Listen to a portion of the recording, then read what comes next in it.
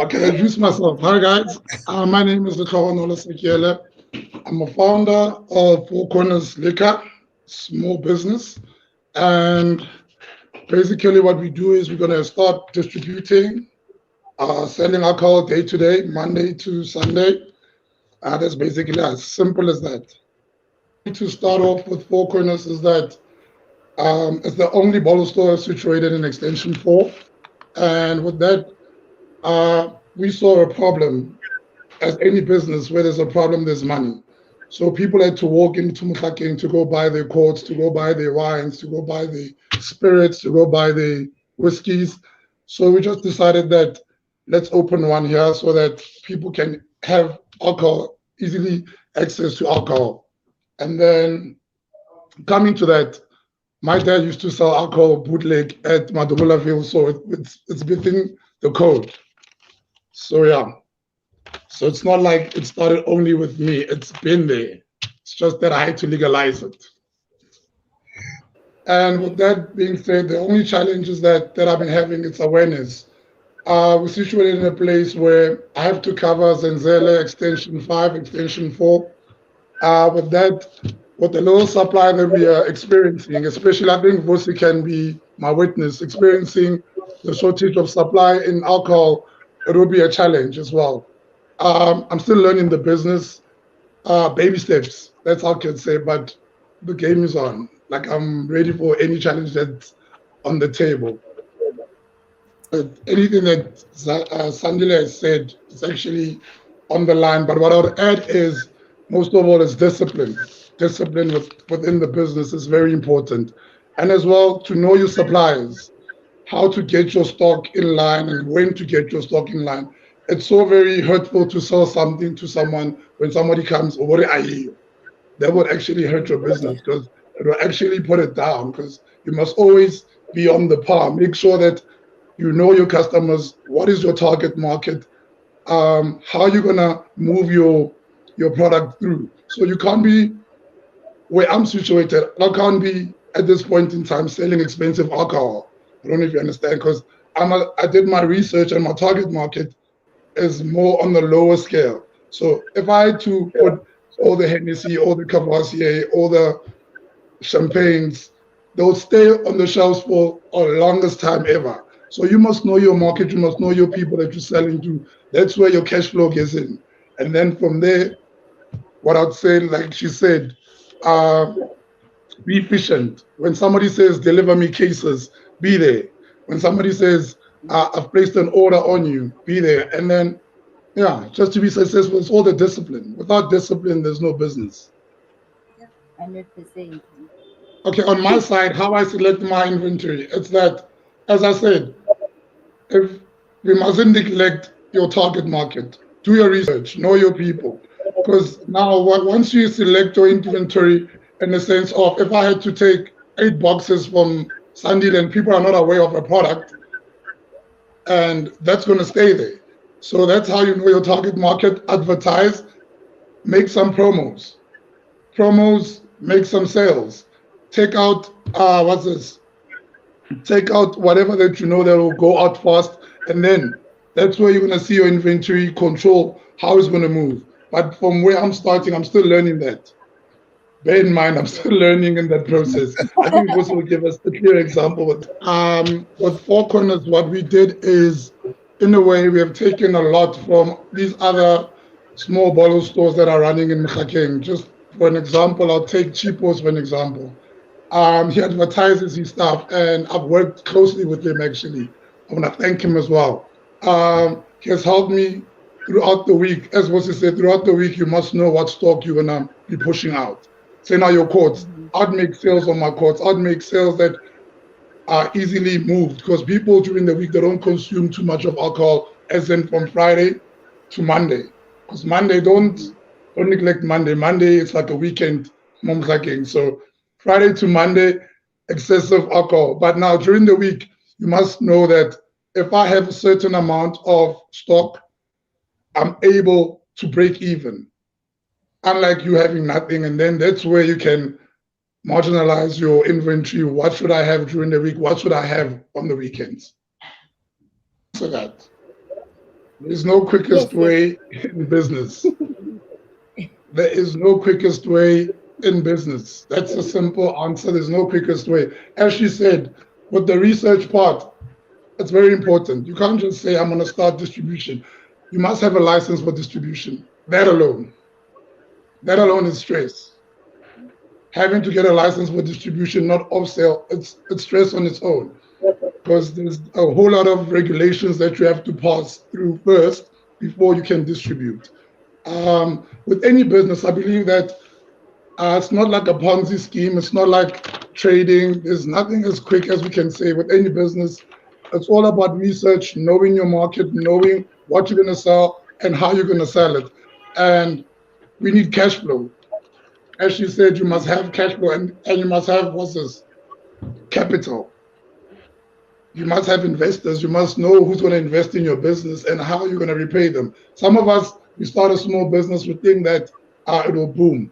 Without capital, to be honest, it's very difficult. It's very difficult to launch anything actually at this point in time. So there's no quickest way. Okay, from my side, there's no quickest way.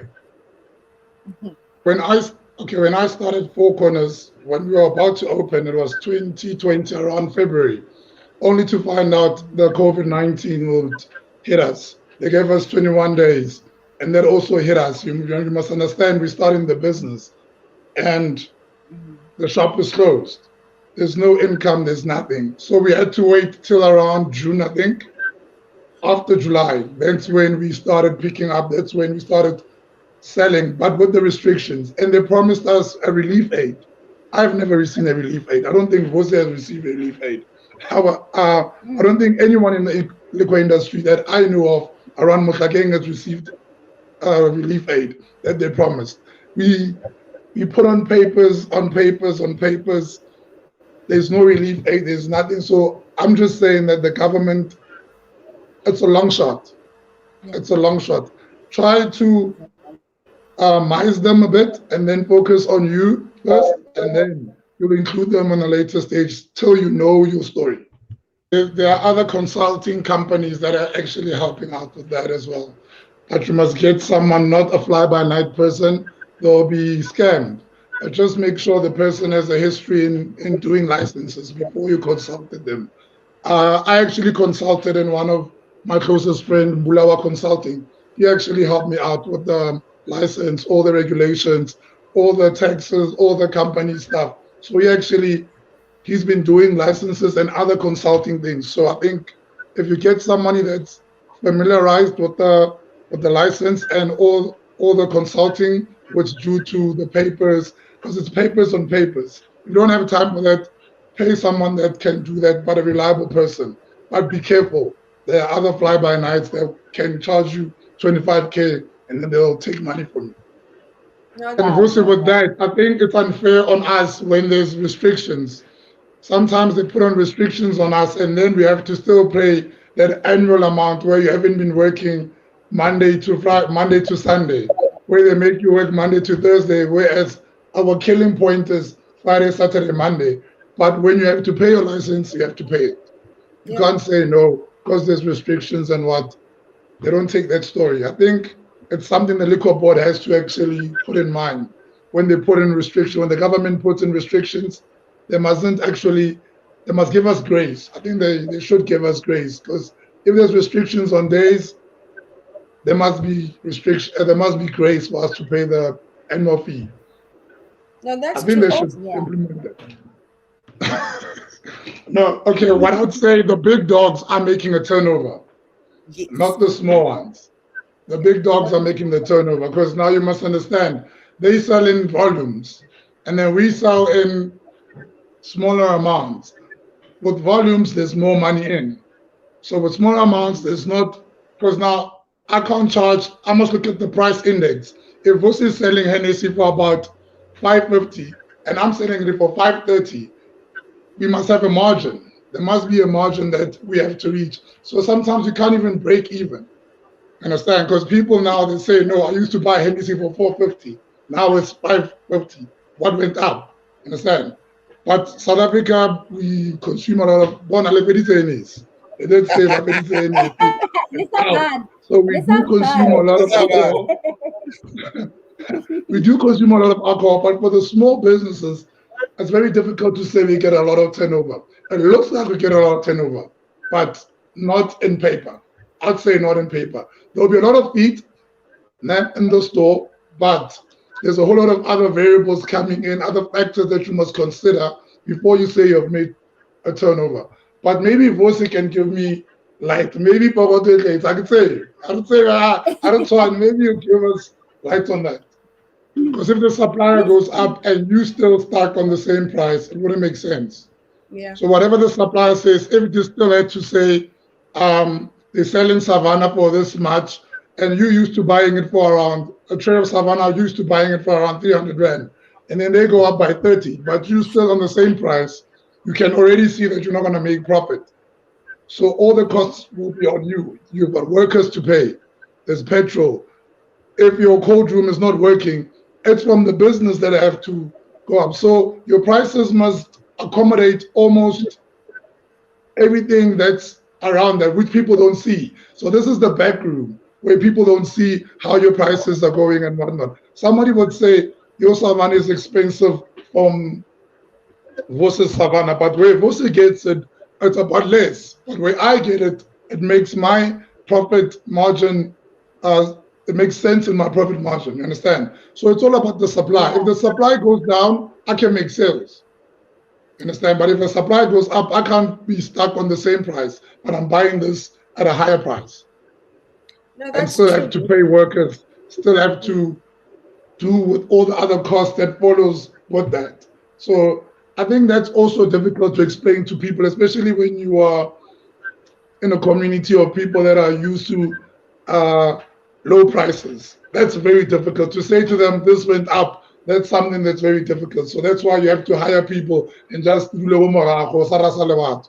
That's on my side. So because people would say, Yeah. well, Let, now why would the price go dimu and whatnot, without understanding that things are going up. Whatever you do, things are going up, especially in alcohol. Alcohol is much more expensive now than it was 2019, 2020.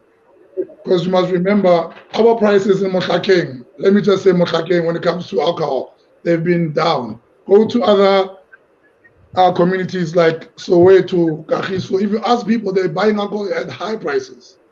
yeah. And we still a bit down, actually.